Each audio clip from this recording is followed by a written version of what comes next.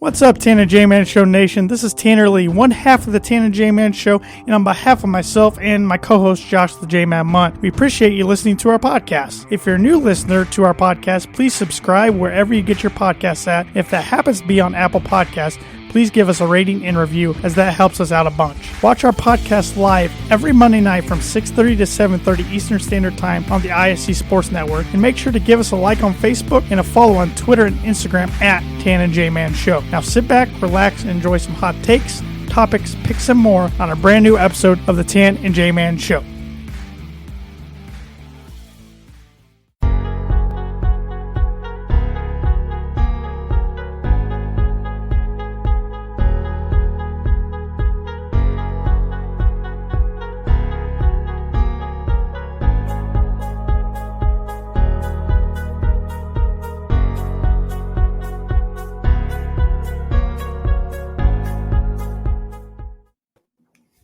We are back with another episode of the Tan and J-Man Show on this snowy, at least here, January 24th day. Did you get any snow there? Yes, got a couple inches last night and this morning. Yeah, we got a couple inches this morning, made the commute awfully difficult, but we are here to bring the heat to melt the snow. Hot takes, topics, picks, and more, J-Man. Yes, sir. We got a huge NFL weekend to talk about. That was fun. That was the best playoff weekend in NFL history. I don't think you can make an argument. I don't think in the modern era you can make an argument. Right. Every single game came down to a one win overtime. Yeah, last possession. Yeah. The 3 out of the 4 road teams won.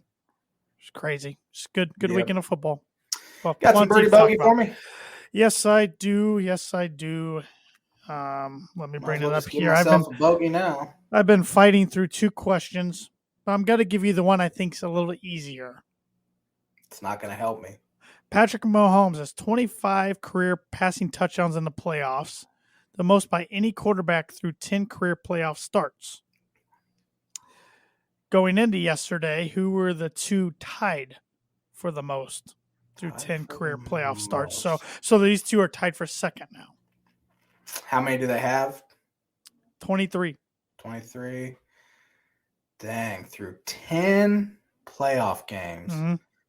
All right, well, Birdie Bogey brought to you by Noble Gnome LLC for fresh, locally grown, nutrient-dense produce. And Bryce and Katie Romine of Mentone, Indiana. Like them on Facebook, follow them on Instagram, and check out their website, noblegnomellc.com. Get your veggies.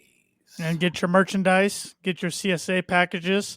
Mm-hmm. You can get fresh veggies delivered to you weekly, if not weekly, bi-weekly. They got a ton of different packages, so get online, get signed up. They're really trying to push that through the winter right now. So it's getting that time where you guys need to sign up. Yeah, they go by fast. I mean, spring will be here before you know it, hopefully.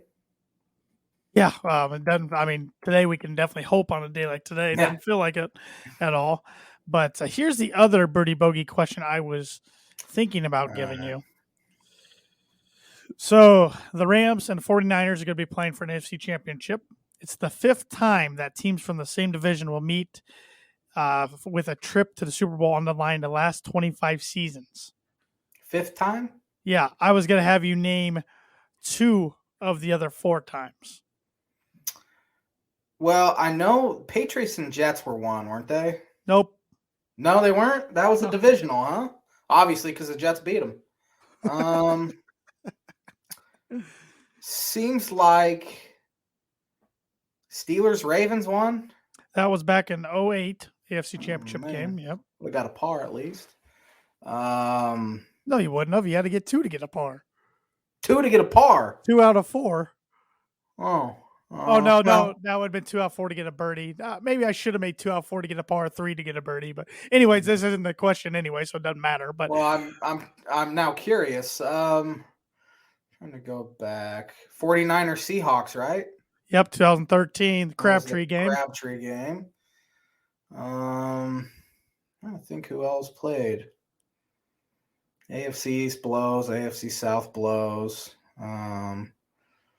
West, I can't imagine. In the AFC anyway. Let's see, were Cowboys Redskins won at one point? Not in the last 25 years. No, 25 years. That's right. I'm getting old. I don't know. 2010 NFC Championship Bears Packers, the Caleb Haney I remember game that. Yeah, Cutler got hurt. His knee. That's right. In 1999 AFC between the Jaguars and Titans. I would not have gotten that one. I should have got the Bears Packers though. Yeah, you did better than I thought you would. That was a really good question. Yeah, real good question. Yep. So, what are we kicking off with? I want to talk some college hoops. Yeah, there's a lot of college hoops to talk about too. Yeah, there is. I'm kind of glad that we talked about the Illinois Purdue game last week, so I don't have to talk about it tonight. Yeah.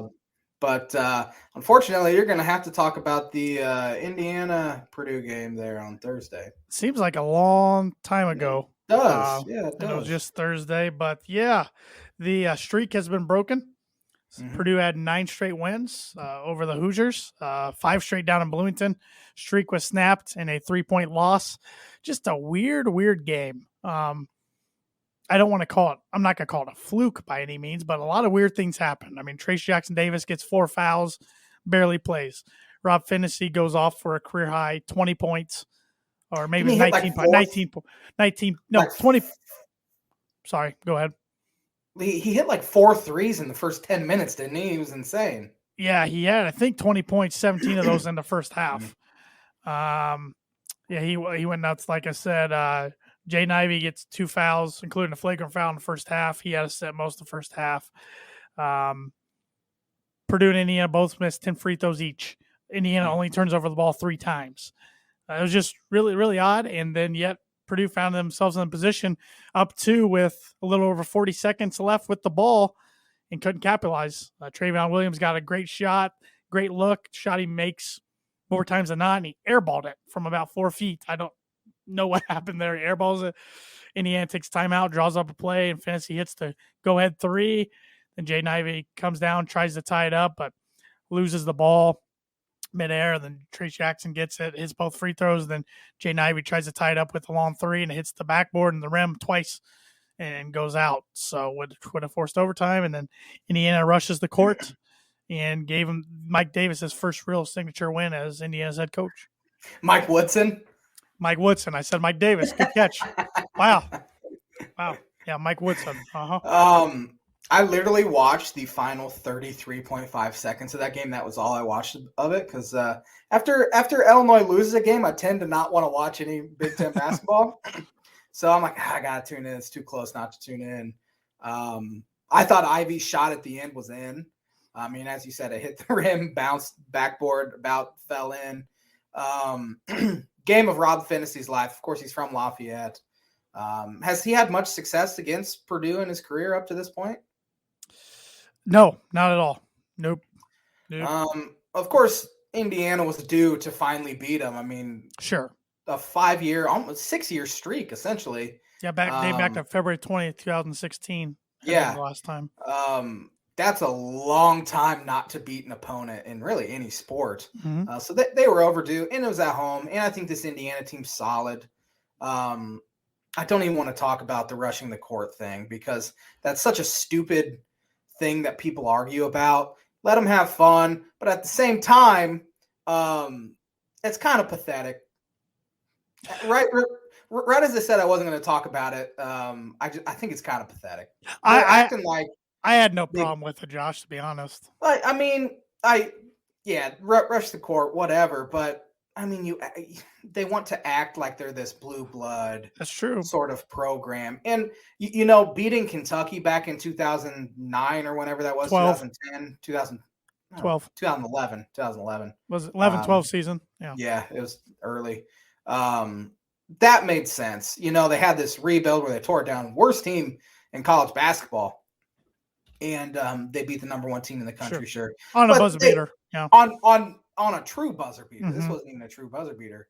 To beat your rival, and I know they're the 4th-ranked team in the country, but you should go in at home expecting to beat everyone, in my opinion. 100%. And to rush the court was kind of hokey. There was forums online on the Purdue site before the game said, if Indiana wins, do you think they'll rush the court? And most people said, yeah, we think they will, because there had been rumors through their student section that they were going to if they won.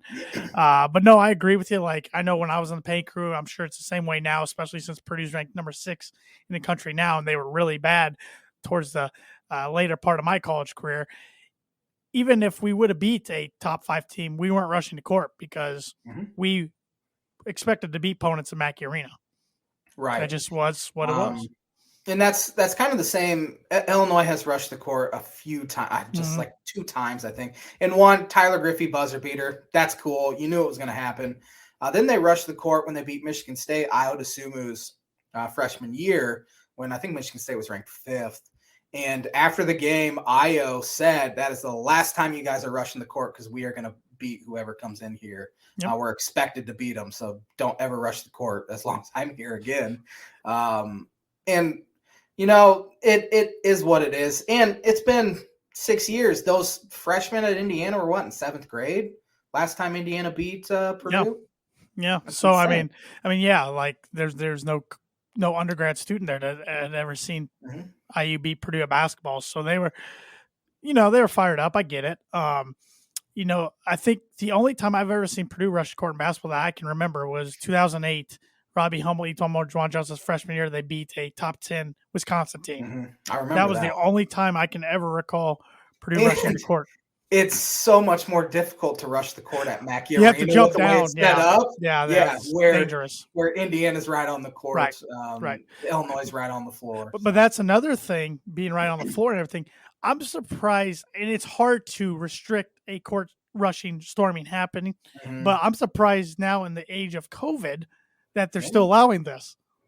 Well, remember our last college football season, Notre Dame rushed the field when they beat Clemson. Yeah. I believe, and we're thinking, what are they doing?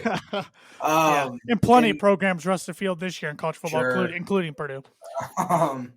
Yeah, and again, you have that swarm of people. There's no way you can prevent it from happening. No, you can't. But it's just they need to act like they've been there before. I mean, all we hear about is how many championships they've won, yet they're continuing to rush the court. Like, come on. It's good point. Good point. And then they turned around yesterday and had a. You know, if you're going to call the Purdue game their Super Bowl as of right now, they had a Super Bowl hangover. Big time Michigan came in and clocked them. Is that what your tweet was about? Yes. I figured it was because it happened right during the Tampa Bay. I know what I was doing. I placed it perfectly right in there so people couldn't tell. I about texted you because I thought for sure that's what you were talking about. Yep, that's what, I wasn't referring to the Buccaneers. That's funny. That's a Michigan team that had been reeling. How many in a row? I mean, they just beat Maryland last week, and they actually look like they're starting to play a little better. I think they got their COVID came through them at the perfect time for them, and now they can regroup. And what did I say? No, that's what I'm saying. They say they had COVID. Yeah. Okay. I'm looking at the camera. I'm not looking at the screen. Sorry. So. There's only one program in college basketball that I feel like would kind of not play by the rules with that, and that's Michigan. So yeah, I'm afraid now they're gonna catch fire and start playing like the team they should have been this whole time. But so that happened in the end. Then Purdue bounced back and got a win over Northwestern without Jaden Ivey, who more precautionary sitting. I think he could have went if they really needed him to, but they thought they could get away. I mean, you want him healthy for this week at Iowa, Ohio State at home. It's a hip flexor, and if you mess around with a hip flexor, it can carry on for weeks. They weren't losing without him against Northwestern at home. That was an easy one to sit him out. Now, if they were playing Michigan State or something, he probably would have been in there, but it's Northwestern. Sure. So. Yep. So that's how my week went in college basketball, and you had an interesting week yourself. Yeah. I guess Kofi Coburn, the leading double-double man in the country, had a concussion before the Purdue game, and they didn't even know it until he got elbowed in the head. That'll do it. Yeah, Zach Edey, big old 7'4", throwing a bow to his face. And I guess he just hadn't been feeling good, so he had to sit out against Maryland. If he was in the lineup, they would have beaten Maryland by 12, and they ended up losing by 16. It was a real close game, though. It was tied with like 3.5 minutes left, so it's not like, wow, they got absolutely shellacked. But Underwood's pretty pissed off, just saying that was the the lack of toughness was something that he hadn't seen in years. So I fully expect them to bounce back and play harder at least. Not sure if Kofi's going to play against Michigan State tomorrow night. He is questionable, but that's a game they need to start picking up some quality wins. They've had 2 really good opportunities against top 5 teams in Purdue and Arizona at home, and they've ended up not finding a way to win, even though it was a tie game under a minute left in regulation. So they're going to have to start, just for seeding wise, picking up some of these games, but just get healthy. They haven't caught a single break. Kofi Coburn and Andre Curbelo have been on the court for 75 possessions this year. That's one game, essentially. Wild. They've been a fully healthy team for like half of a game, and that was against or a game and a half. They played awful against Cincinnati, and then first half against Kansas State. Feels like a long time ago. So just get healthy. It's Underwood's MO really the past couple years to start playing better in February. So I fully expect them to find a way to turn it around here after losing 2 in a row. So not overly concerned, but yeah, chance for a big win tomorrow. Yeah, chance for a huge win tomorrow. They're actually, I assume that Vegas expects Kofi to play because Illinois 5.5-point favorites at home, which I expect State Farm Center to be, State Farm Center to be absolutely rocking. Before we pick games, do you want to do word association? Sure. You must have one college basketball related. I do. It started off as me picking the guy who was the leading scorer in a Purdue Indiana game over the past 15 games they've played, essentially. But then as I got about 4 in, I'm like, you know what? I'm just going to pick some random guys. And a lot of them are Indiana guys that I hadn't even thought about. I like it. But the first guy's Zach Edey because he was the leading scorer in a game last year. Just a monster. I mean, he's big boy. he gets post position. You get the ball to him. He's hard to stop. He keeps getting better, and every telecast makes you remember that, or they remind you he's only been playing basketball for 5 or 6 years or whatever it is. He used to play hockey and baseball. So, yeah, I mean, he has his struggles on defense, but he's pretty darn good on offense. It's very similar to when Kofi first got there because it was all about how he'd only been playing basketball for 4 years and he used to be a soccer player. Yeah, very similar. Trace Jackson Davis. Chia Pet. That's what I called him the other night. His hair kind of looks like a Chia Pet, but no, solid player.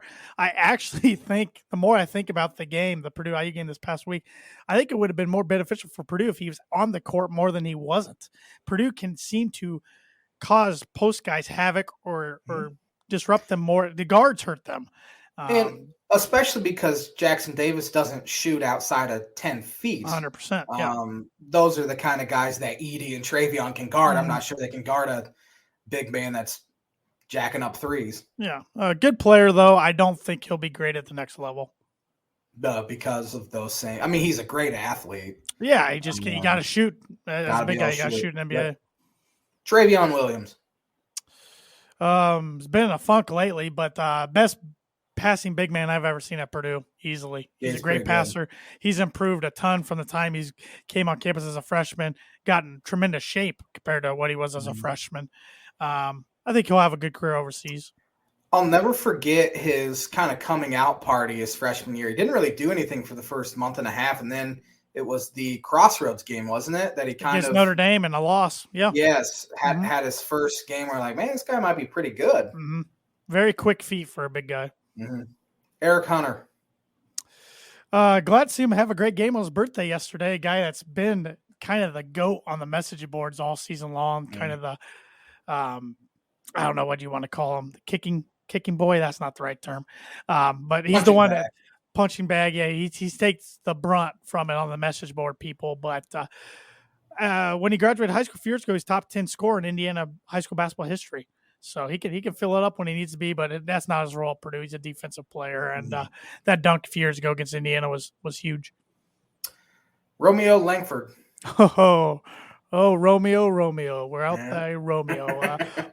Overhyped. I'm sorry. I know he's a one and done. He got paid big time first round pick by the Celtics, but I mean he was supposed to be the next coming of Damon Bailey, and wasn't even close. Justin Smith. Hadn't thought about that guy in a long Yeah. time. I just remember his dad being a nut every game. Every time they would come to Mackey, his dad was a nut behind the bench. But He had very a athletic. really Yep. good year for Arkansas last year. Yeah, very athletic guy. Never seemed to give 100% effort at IU, though. Jawan Morgan. One of the more likable IU players, really. Just hard worker, improved each year. I think he was in the G League last I knew. I don't know if he still is, but solid player for Indiana. One that, from a Purdue fan's point of view, I didn't hate all that much. Yeah, he's had a couple cups of coffee in the NBA, but hasn't been able to stick. Speaking of extremely likable, Thomas Bryant. Oh, man. Just that was DJ White clap, too. But, yeah, he'd clap and yell and make noises and whiny face. And, man, yeah, a lot of these guys I haven't thought about in a while. Yeah, so. and that's what was happening. I'm like, oh, I forgot about that guy. I'm going to put him on the list. Yeah. James Blackman. That's another one. Oh, man. Seemed like he was there forever. Yeah. Very streaky player.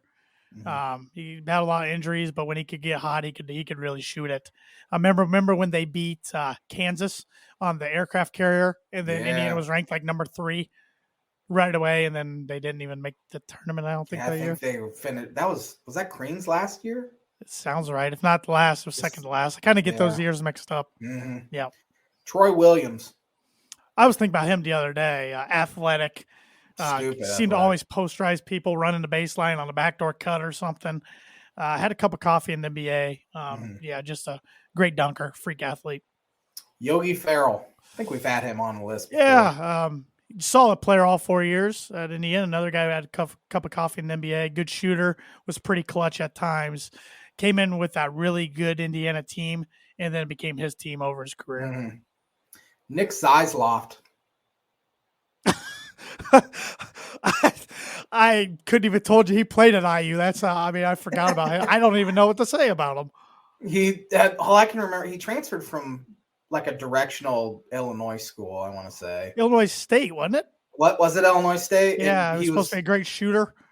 Just a guy that shot threes. Yeah. I don't think he shot many twos at all. Yeah, wow, that's a name I definitely haven't thought about in the last couple of years. Sterling Carter went off against IU on my birthday. I call that game the Sterling Carter game. Neither Purdue or Indiana made the tournament that year. He was a JUCO that he could shoot it at times. He was very streaky, but that was definitely his defining moment at Purdue. Those were kind of dark days for Purdue basketball. Maybe he was a grad transfer. Maybe he wasn't. He was from Seattle University. That's right. That's right. Yep, the Pilots. Yep, yeah. You're right. I try to forget those years, really. Speaking of guys you probably want to forget, Anthony Johnson. You remember him? Oh, man. Purdue guy. The Purdue guy. Yeah, he was a 4-star at Whitney Young High School in Illinois and sprained his ankle and was never the same. Purdue redshirted him. I thought he was going to be a pretty good player. Once in a while would show flashes, but just never really got it going. And then he transferred to Northern Illinois. Yeah. Yes. Yeah. Final one here, A.J. Hammonds. A.J. Hammonds. He was a good player at Purdue, but never reached his potential. One of the best shot blockers I've ever seen at Purdue, if not the best. He's a good one. He could shoot threes even when he wanted to. I remember when Indiana came into Mackey and killed Purdue by like 35 or whatever when they're number 1. AJ had 30 points on Zeller. Yeah. He was one. I just think if he would have gave full effort, it was telling the Little Rock game. I was just about the last to say, 5 minutes, he didn't want the ball. He disappeared. Yep. So he very talented. I forget who it was a few years ago, was on a podcast and said the most talented player by far he ever played with at Purdue was A.J. Hammonds. That's interesting. I forget who it was. Yeah. That's going to do it. And that is the word association segment, which is brought to you by, like it is every week, Rhett Lee, attorney at law. Rhett Lee and the law office of Andrew Key LLC are located at 206 4th Street in Logansport, Indiana. Rhett provides legal services to the people of North Central Indiana and practices criminal defense, family law, and personal injury. If you need a lawyer who cares about your results and will fight for you, give Rhett a call today to schedule a free consultation at 574-722-2221. Picking some games here. We don't have any games tonight here on Monday, but tomorrow night on ESPN at 6 o'clock Central Time, Number 10, Michigan State Spartans travel to Champaign, Illinois to take on the Illini. I'm going to kind of cheat here. If Kofi plays, Illinois wins. If Kofi doesn't play, Michigan State wins. Exactly what I was about to say. They have no shot without Kofi in this game. So, I don't know. Illinois is still pretty. I mean, they're not the same team without Kofi, but they still have really good guards. Yeah, and they do. However, they jacked up 35 threes against Maryland. That's not going to be something that they can sustain. They have zero depth behind Kofi. It's pathetic. Yeah, that Payne from Florida is just not getting. He's awful. That Benjamin Bosmans Verdonk was terrible. Coleman Hawkins barely played because he's had the flu the past couple games. Curbelo was bad. He's battling the flu. So they had a COVID outbreak where they missed 13 days, and now they have a flu outbreak. So that's fun. Maryland at Rutgers tomorrow night. I'll go with Rutgers at home, but boy, talk about a team terrible loss for them. Great. Their only home loss this year is against against somebody terrible. Lafayette. Wasn't it Lafayette? Yeah, that seems right. Yeah, but they're off on the road. But given that it's at Jersey Mike's Arena, I'll take Rutgers. I agree. And Maryland's not very good, even though they took it to Illinois on Friday night. Wednesday, we have Northwestern at Michigan. Michigan. Agreed. Penn State at Indiana. I think Penn State gives Indiana a fight, but Indiana wins this one. Gets payback for losing at Bryce Jordan. Yeah, they can't afford a home loss of this caliber. No. Wisconsin at Nebraska.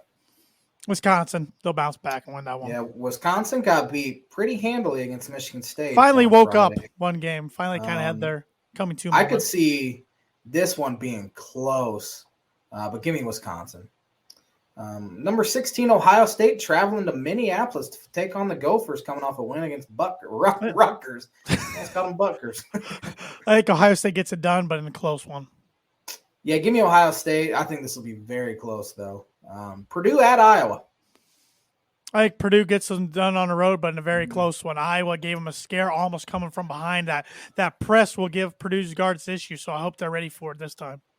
I hate that 1-3-1 press. It's awful. Mm-hmm.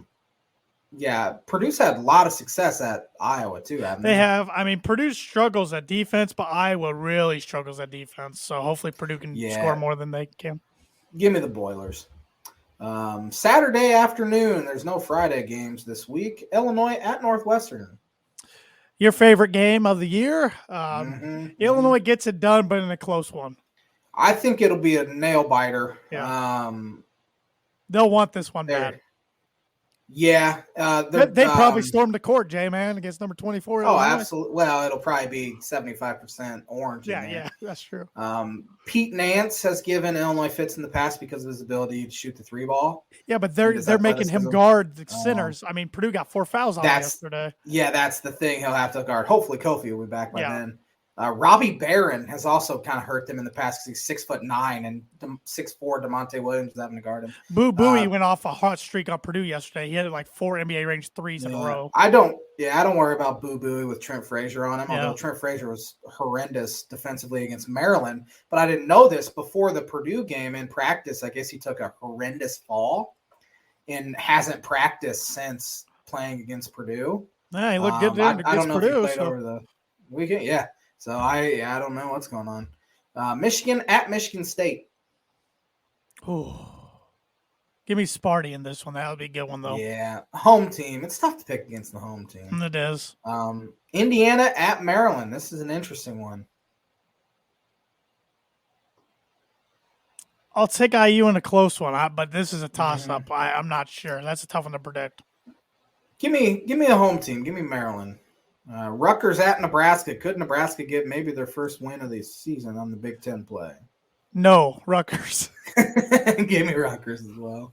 And you know what? Give me Nebraska. Just to switch it up. I like it. CBS 11 a.m. Central Time game on Sunday. Ohio State at Purdue. This will be a good one. Leading into the AFC Championship. Cool. Only time these two face this year. They don't have to play in Columbus. Give me Purdue at home. Yeah, I don't see Purdue losing another home game this year. One was enough. Yeah. Minnesota at Wisconsin. Battle for the axe on the hardwood. Give me Wisconsin. Yeah, Wisconsin at home. I think they roll pretty good. So you want to pick some top 25 games, or are we done picking? You can pick a few real quick. We got a few more things to talk about, but you can pick a few. Grab some top 25 if I can get back to it. What the heck's top 25? Let's see. See if my computer lets me. Top 25 matchup tonight. Texas Tech at Kansas. 13 against 5. I like Texas Tech a lot, but barely anybody wins at Fall Gallon. Give me Kansas. Yeah. Give me Kansas as well. Tuesday night, we do not have any. Oh, really good one here that I'm not going to be able to stay up for because it's at 11 o'clock Eastern time. Arizona at UCLA. That is a good one. I'll go with the Wildcats. Give me Arizona. Arizona scores, and they score. I think they're second in the country in scoring. Give me Arizona on the road. They're kind of a surprise, a little bit of a surprise. Yeah. Wednesday night we have 16-2 Providence heading to Xavier. Yeah, this Providence team is the one that beat Purdue by 1 or 2 in their secret scrimmage at the start of the year. And Purdue message boards, you thought the sky was falling. But Xavier's tough at home. But I'll go Providence. Good old Al Durham in Providence. Forgot about Al Durham. Saturday, I'm sure there's some good games out here. Who are you picking in that one? Give me Xavier at home. Forgot I had to pick games. Number 22, Marquette. Shaka Smart, man. Might be doing the best coaching job in the country. What a choke job Illinois had against them. That would have been a heck of a road win. But it's a loss. Traveling to Providence. I took the Friars earlier on the road. Give me the Friars at home. Give me Providence at home. It is the SEC Big 12 Challenge weekend. So that means Kentucky at Kansas. Oh, that's a good one. Since it's at Kansas, give me Kansas. But Kentucky's for real. Give me Kansas, correct. Auburn, number 1 team in the country. That just makes you want to gag. First time in program history. So I think this is the first time there's been 2 programs ranked number 1 during a duration of the season for the first time ever since 08-09. It just makes you so mad because Bruce Pearl is scum of the earth. They're really good. Ever since he's been an assistant, and he just wins things everywhere just always go his way. Yep. Who do they play? I don't know. I thought you were saying it's no. I was just saying they blew out Kentucky over the weekend. Kentucky had a guy go down the other day, but still. Oh, they did. Okay, did not see that. So. Yeah. Oh man, you want to hit up some NFL, or you want to do on this day real quick? Well, before we do those, I want your opinion of the 2022 MLB Hall of Fame that's going to be announced tomorrow. Well, in my bold predictions, I said Clemens, Bonds, and David Ortiz will be in the Hall of Fame. Yes. I think David Ortiz is the only one of those that has a shot to get in. I think he'll get in. See, A-Rod's doing better than Bonds and Clemens did on their first ballot. Which is, people are more not sympathetic, but more accepting of PED accused. And A-Rod admitted to it. Got suspended, came back. That probably helps, just being honest about it. Yeah, sure does. I certainly does, I would think. So, David Ortiz has a shot. I'm trying to think who's even on the ballot, who could be a first teamer. Todd Helton might make it. I know he's been getting some votes. I would like to see that. I don't know. He's approved every year, but well, David Ortiz has been polling decently above the 75% threshold, according to CBS Sportsnet. Looks like he's the only one currently. So it might be Ortiz or bust this year. Wow. Which is, that's baseball for you. NFL puts about 12 guys in every year, and baseball doesn't do anything. Yeah, Todd Helton, it's trending up. It looks like he'll get into the mid-50s. You have to have 75% of the vote in order to get in. It looks like he's trending towards mid-50s. Scott Rowland as well, which I never viewed Scott Rowland as a potential Hall of Famer, but clearly is. Just I think a solid Andrew player, Jones. but... Yeah, Andrew Jones, I've been beating that drum for years. Yeah, you have. One of the best defensive center fielders ever. Almost hit 500 homers. He was a phenomenal baseball player, but his played career on good teams. Played on really good teams. I mean, he was a 19-year-old playing in the World Series, and he took Roger Clemens deep. Yeah. Back in the late 90s, mid 90s. Phenomenal defensive center fielder. He didn't put up huge numbers at the end of his career, which is probably why it's hurting him a little bit.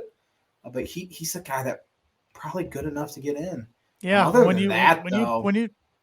at his Gold Gloves, like you said, homers. I mean, what else do you want the guy to do? It's kind of a weak class if you're not putting Clemens or Bonds in. Schilling has a chance, but I think he's I don't. He doesn't want. He literally has said he doesn't want to make it. He's such a he's a jerk political guy now that no one likes him, and so I think guys are voting for him because Schilling has said he doesn't want to get in. And he's blocked the J-Man on Twitter, so we don't want him in. He has blocked the J-Man on Twitter. That's kind of why I want him in. That's a Hall of Fame. That's a Hall of Fame move in itself. Oh God. Didn't work out quite well for Tim Beckman, but Kurt Schilling, it might work out. When you call for the guy's job every week, he's gonna block. Yeah, it's probably. I probably deserved it. All right, you want to get educated real quick? Let's do it. All right, sporting events on this day on January 24th. Let's see here. On this day, in 1947, the NFL added a fifth official, the back judge, and allowed sudden death in the playoffs. Well, we'll talk about that in a little bit. Yeah. On this day, in 1950, Jackie Robinson signed the highest contract to date back then and in Dodger history, $35,000.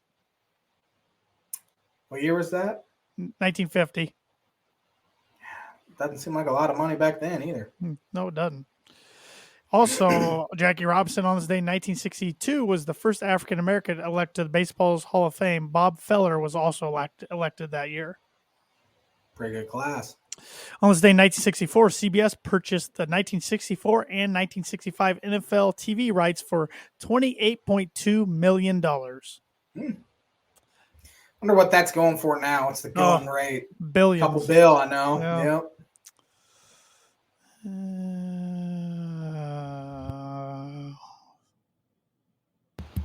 See here.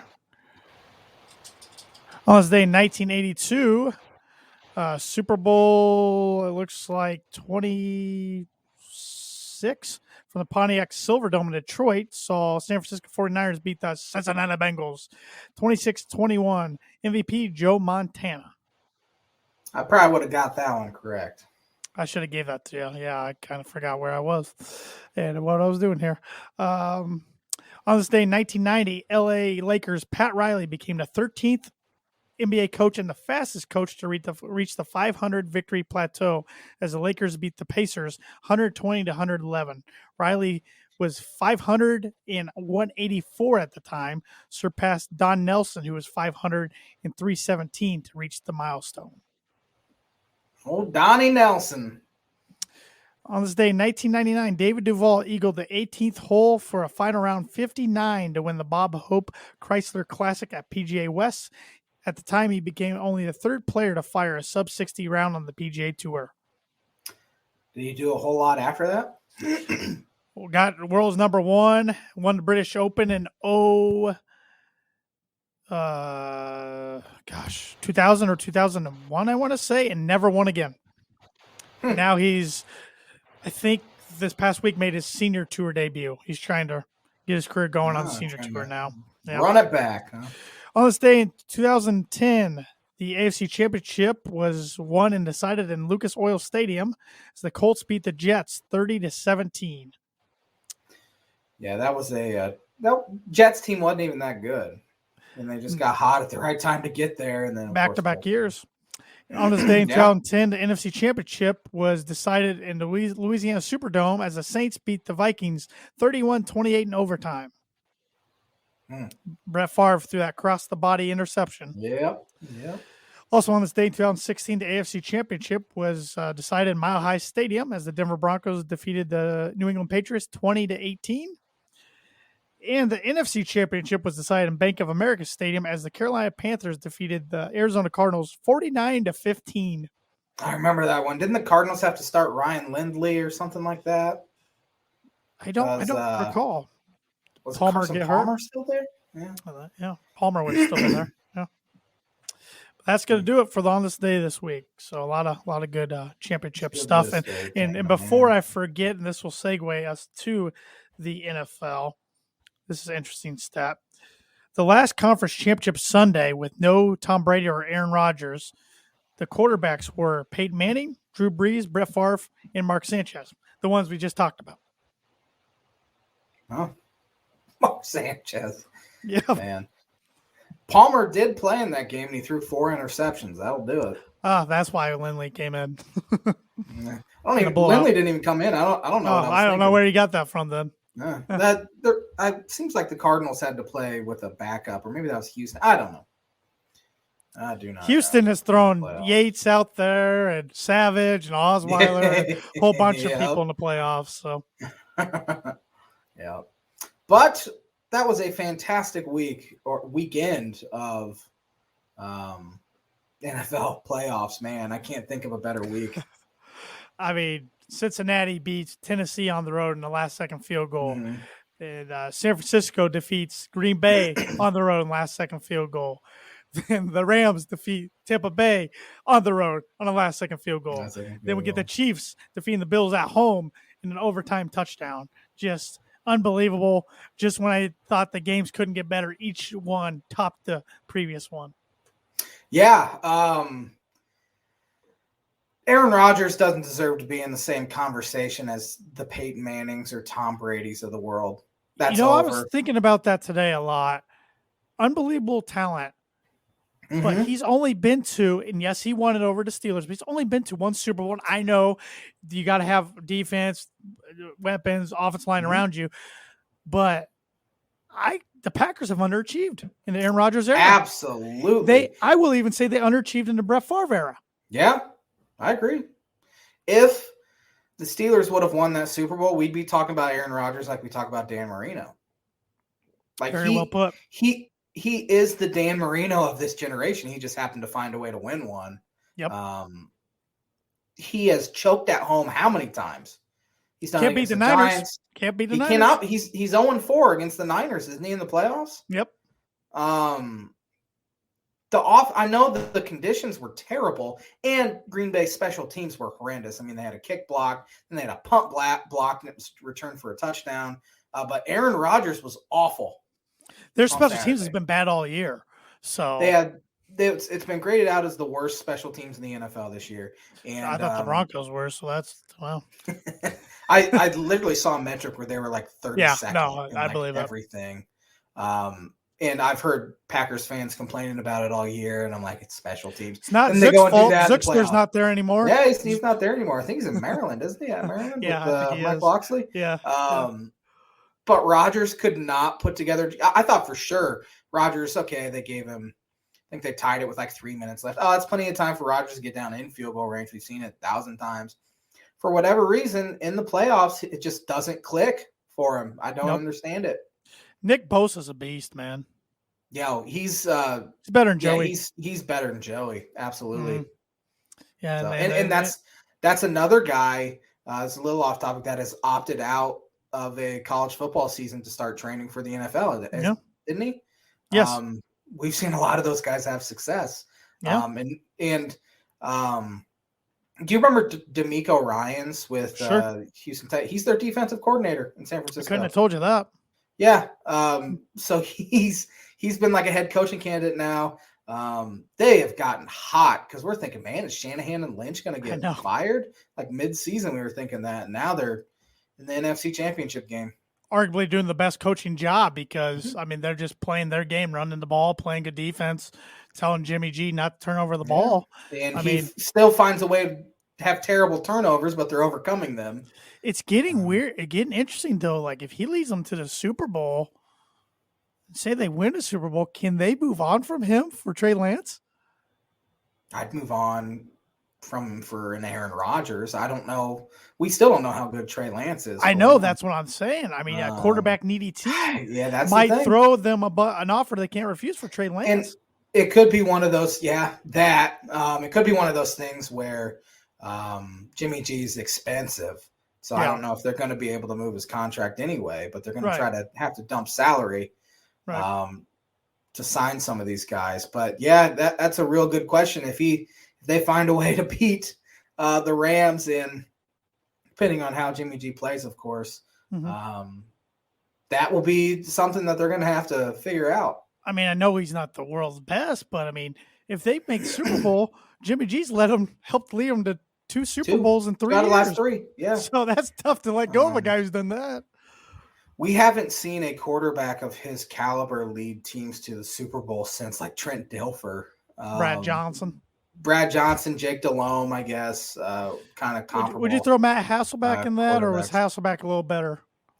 I would say Hasselbeck's better. Not a whole lot better. Yeah. But the thing is, Jake Delhomme didn't win one. Hasselbeck didn't win it. Dilfer and Brad Johnson's found a way, but those are because they had fantastic defense, 2 of the best defenses ever. Right.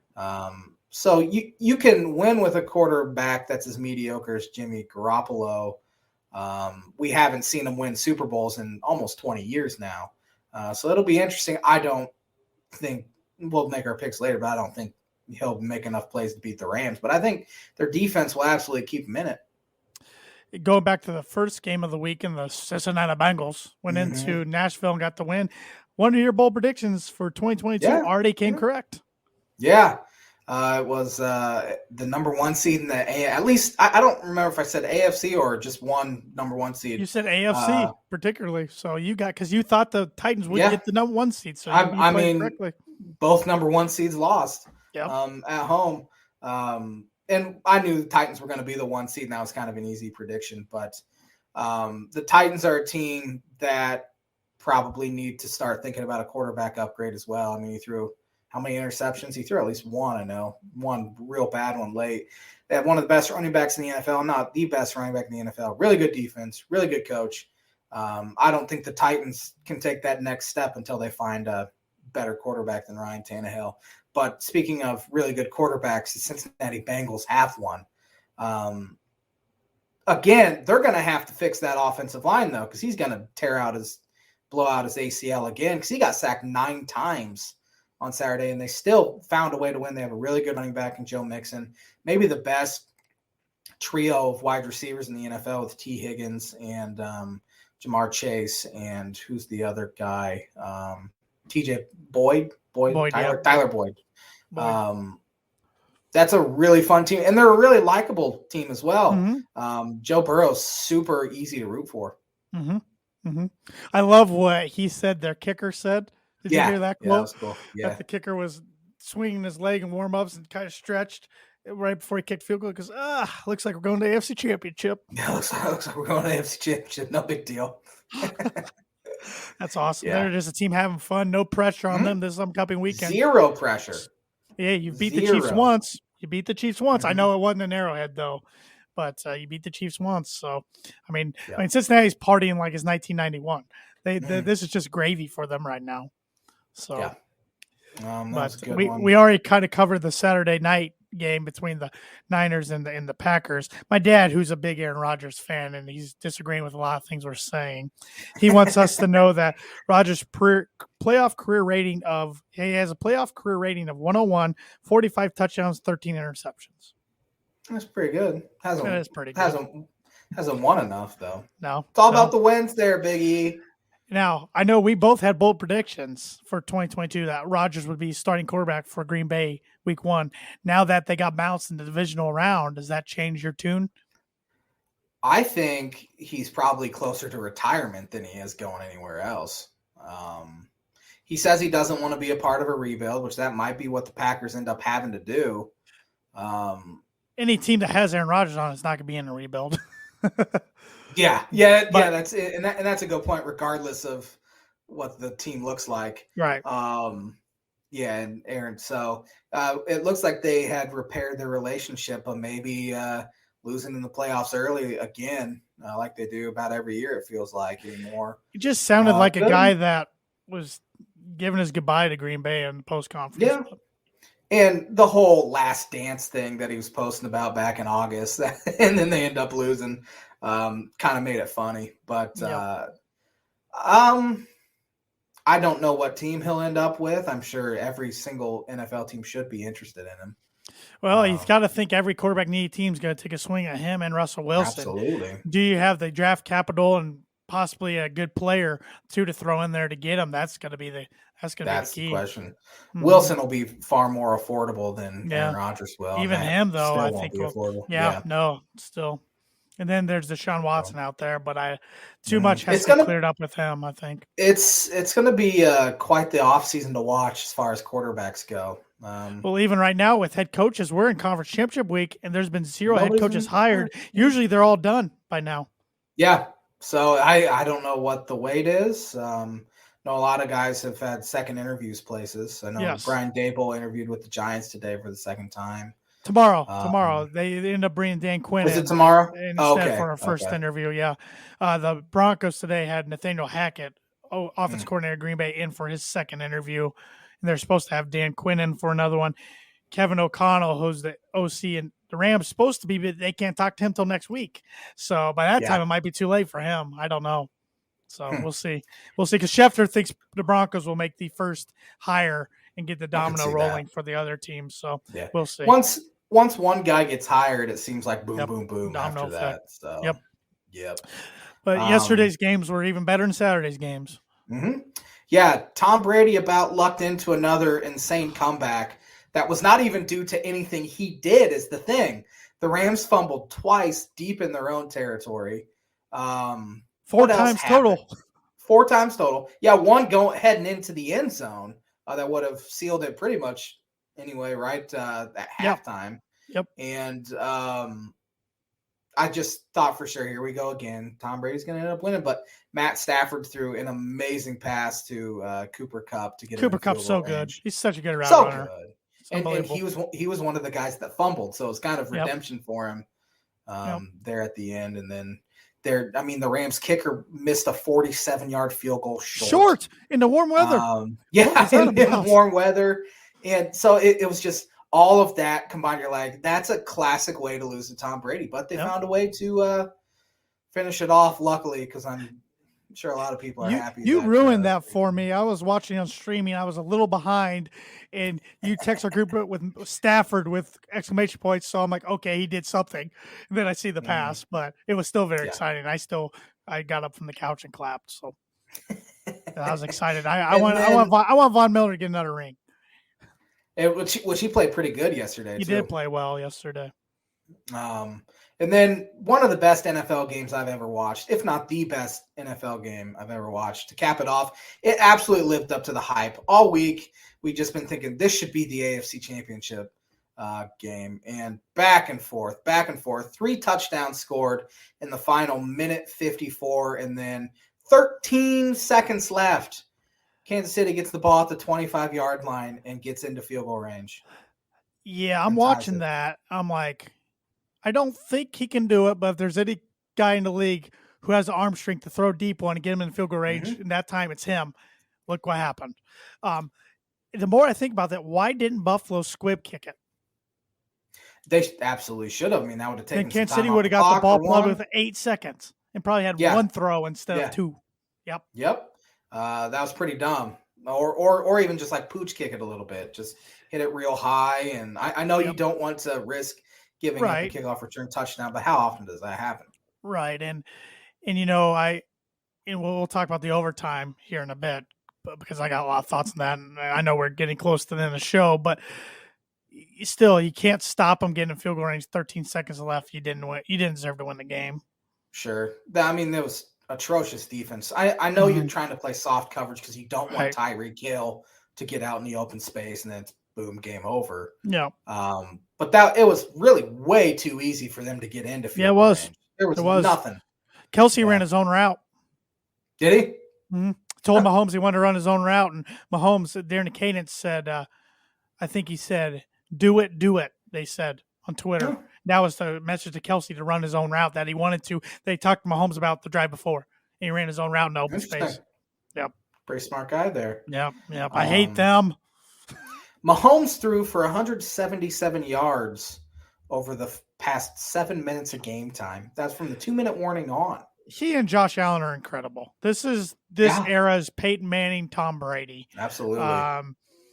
They're gonna be trouble for the AFC for the next decade. So's Burrow. So's Herbert. I mean, in our teams, the Broncos and the Dolphins have to play against these guys twice a year.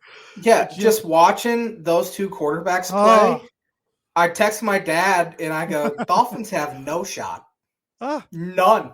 At least you have a young quarterback. Like you said, he might only throw 10 yards at a time. It might take 5 seconds for the ball to get to his wide receivers. But we keep signing the Joe Flaccos and the Case Keenums and the Teddy Bridgewaters of the world thinking they're going to magically shorten the gap. That's not going to happen. So, but those two, it was just a battle. Josh Allen's so fun to watch. Mahomes so fun to watch too. Yeah. I mean, as you said, probably the two best quarterbacks in the AFC right now. It drives me nuts that the game was decided on a coin flip. There's so many different ways they can make the NFL overtime better. We saw this exact same thing in the AFC Championship game in 2019. Mahomes didn't get a chance to match Brady, and New England makes the Super Bowl. And the Chiefs tried to propose the rule change in the offseason. They didn't take it. So it's one of those things. The defenses are so worn out at that time. Yeah.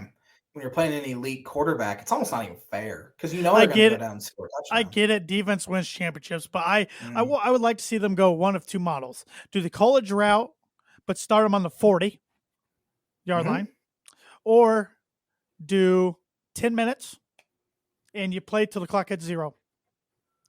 Could do that. I know somebody could still milk the drive for most of 10 minutes, but sure. And now in the regular season, I think it makes sense to do 100%. But in the playoffs, you got to get the other guy a chance. Right. And NBA, MLB, NHL NHL's got shootout rules. It's kind of nutty, but MLB and NBA, both teams get a chance. And I can't imagine how Josh Allen's feeling like I have zero control over this. Played perfect game. Played absolutely perfect. And he was amazing. Yep, they lost. All right, you want to pick the championship games here real quick? Do it. Yep. We have the San Francisco 49ers at the LA Rams. Yeah, that's the nightcap. We'll already know the AFC winner by that time. I think this will be a good game, but ultimately I think the Rams get it done. I think their defense will be a little too much for San Fran's offense. The Rams are the only reason the 49ers are in the playoffs right now because the Rams choked in Week 18.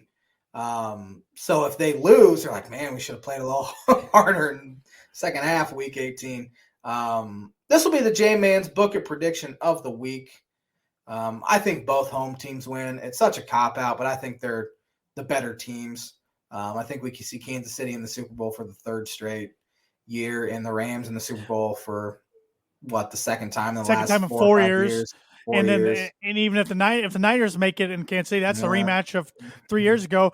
Or we could get a way old school rematch with the Bengals and the Niners. Or a brand new matchup of the Bengals Rams, which I'm rooting for. But I want Vaughn to get another ring. I'm happy for Matt Stafford to finally have some playoff success. Yeah. J-Man's Book It prediction of the week brought to you by Indiana Farm Bureau Insurance Agent Travis Wottring for life, home, auto, business, renters, workers' comp, and farm insurance. Contact Travis at 219-869-4561. His email is travis.wottring@infb.com. And Cincinnati, and Joe Burrow, you're our last chance, as Princess Leia said to Obi-Wan. But I'm gonna put it in my own terms. Help us, Joe Burrow. You're our only hope. Because everybody, especially AFC West fans, have Chiefs fatigue. I think most of America has Chiefs fatigue, and don't see that ending for many years. Jackson Mahomes and Patrick Mahomes' wife don't help things on social media. They do not help things. America's for you outside of Kansas City. America's for you, but unfortunately, I don't think you get it done. I don't think it's really even going to be very close. I think we'll get Kansas City and LA Rams in the Super Bowl. Yep, I agree. Hit me with that birdie bogey. Yes, I will do that. Patrick Mahomes, who we've talked about in nauseum during this podcast, he has 25 career passing touchdowns in the playoffs, the most by any quarterback through 10 career playoff starts. What two quarterbacks are right behind him on that list with 23? Brett Favre. No, he's not in top 5. Peyton Manning. Not in the top 5. Oh Lord, just give me a bogey. You got a bogey. Rounding out the top 5, two guys with 22, Dan Marino and Aaron Rodgers. The two guys with 23, Kurt Warner and Drew Brees. Warner, I was thinking Marino, but I'm like, nah. But he wasn't one of them anyway, I guess. But wouldn't even thought of Kurt Warner. And I should have, because he's the greatest show on turf. Greatest show on turf. They threw the ball all over the place. Brees, any offense he was in. And a lot of those were with San Diego. Not, know, some of them. So, they threw the ball around the field. Disappointed in myself. Wrap us up for episode 271 there, J-Man. Thanks for watching the Tan and J-Man show. Have a fantastic week, everybody. We will be back at it next Monday. See you later.